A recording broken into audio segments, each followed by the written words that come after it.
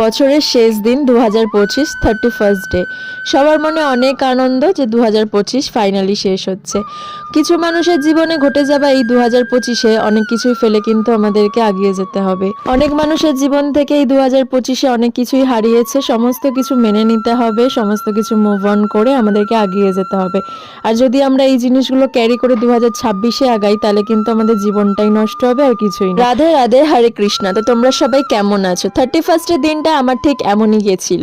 কাজ থেকে তাড়াহুড়ো করে এসে মাকে বললাম পিকনিকে তো যাবার আমার কোনো উপায় নেই, কারণ যেহেতু আমি অনেক লেট হয়ে গেছে কাজ থেকে আসতে, তাই ভাবলাম যে বাড়িতেই কিছু বানানো যাক। তাই আগের দিনকে আমি মাকে সব বলে রেখেছিলাম, মা কিন্তু রীতিমতন সমস্ত কিছু জোগাড় করে রেখেছিল। আর আমার বাড়িতে বিরিয়ানি হলে ডেকোরেশনের দায়িত্বটা আমার ওপরেই পড়ে।